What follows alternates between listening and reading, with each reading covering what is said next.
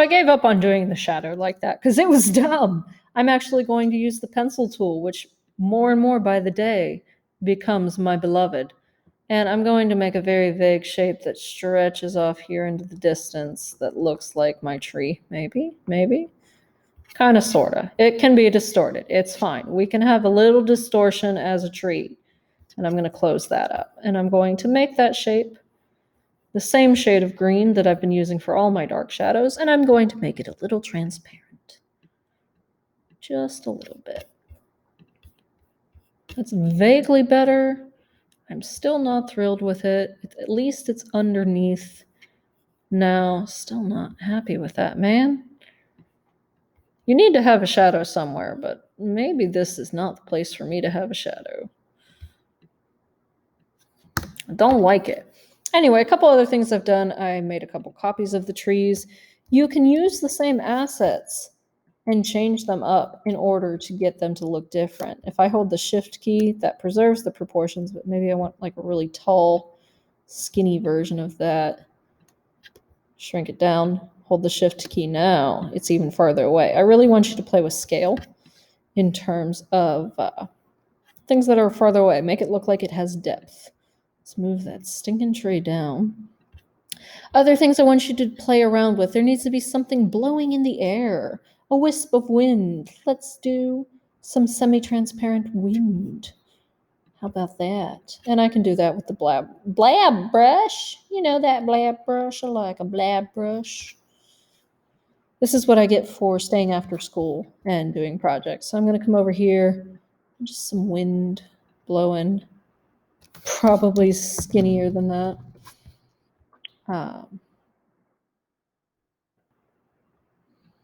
And I can make those also semi-transparent by messing around with this.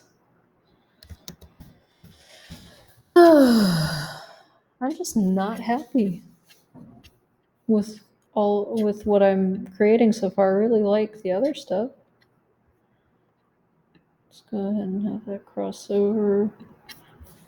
And select both of those objects. They're one object because they crossed over. And maybe something like that. Wind. Something to that effect. I'm going to do a little red butterfly. Or maybe a little pink butterfly, I guess. Let's do something like that. And again, you guys can choose what you want to add in this. You need a couple complex characters, like said tree or scenery. It's really up to you. I'll use the blob brush to make my lovely butterfly. Very simple. Keep it simple. Keep it nice. That looks like a pink bunny. And thankfully, Illustrator knows my heart and knows all my flaws and made that so much better and smoother.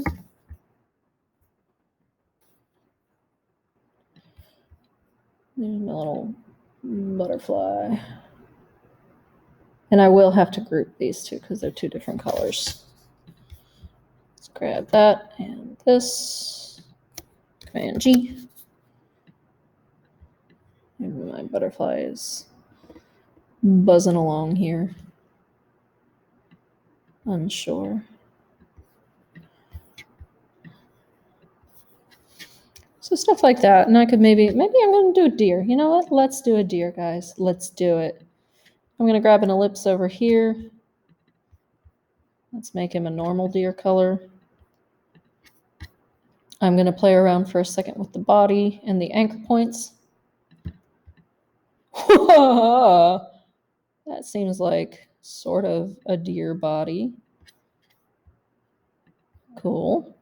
I'm going to Command C, Command F to paste in front. Make this a little bit lighter for like the belly. Hunters, don't at me. I may not be doing this right. I'm going to come in with the eraser. Nice and big. Whoop. And while that top part is selected, just come on in and yeah, kind of like that, I guess. I'm also going to come in with the blob brush, make sure it's the same color. I'm going to deselect that little belly. Same color. and start to make the legs. Maybe. We'll see how this goes. So I kind of want the haunch there-ish. And then I'm going to have it get smaller as it comes down. Kind of like that. And thank God this deer is going to be farther away, so the details don't have to be as good. Getting a little bit better. This is something that looks vaguely deer-like. It's a little too tall. Don't at me.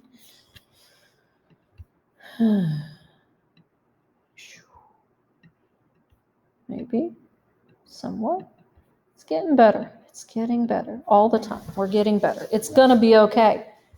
I don't know if I'm telling you guys that more or me. I'm just gonna come in here and kind of like paint the head in. My weird deer.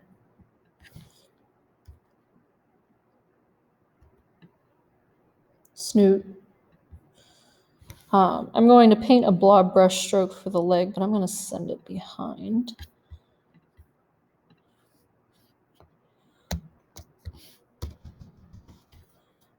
Can I drag it over here? Yeah, except for whatever's going on here. Nope.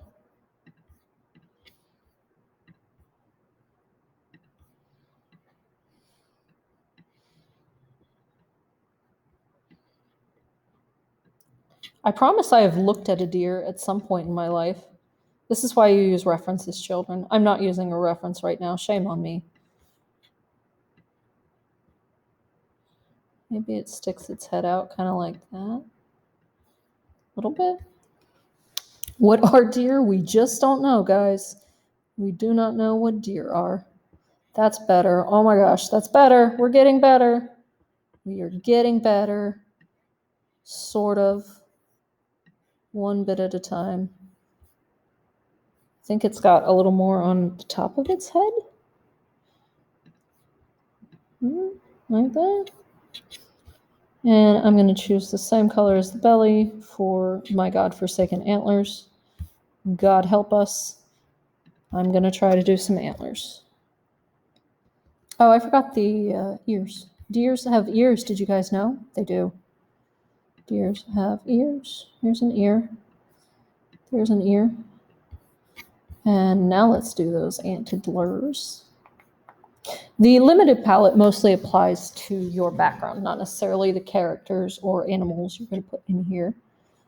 Fun fact, if you double click on the tools, you can kind of change the shape and the direction of them. And I think that's going to be super helpful for me. Yep, that's so much better. Also, don't know what your antlers look like, apparently. I'm assuming something like that. We're going to hope that it's something like that. But it's going to be tiny, so it's not going to matter.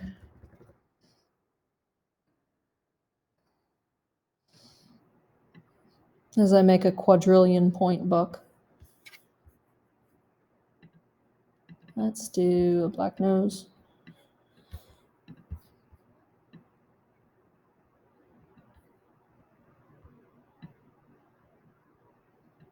And I'm going to add a white shine on the eye because I can.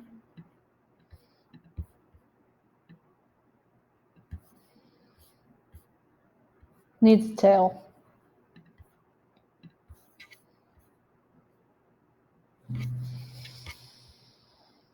Sorry, I keep getting so incredibly hung up on how weird this looks. Oh no! Why did it do that? Don't like that. Guess what? Deer's not going to have a tail.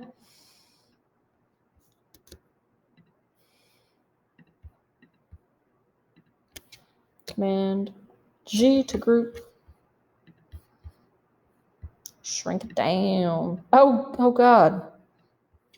Why that? Okay, I didn't group it all, apparently. Now we've just got that. Let's move these. Nope, not allowed to. Command G. Command Shift G to ungroup. Move this away. For the love of all that is holy. Shrink Mr. Deer. Much smaller. Much smaller. I want him like away. We're calling that done.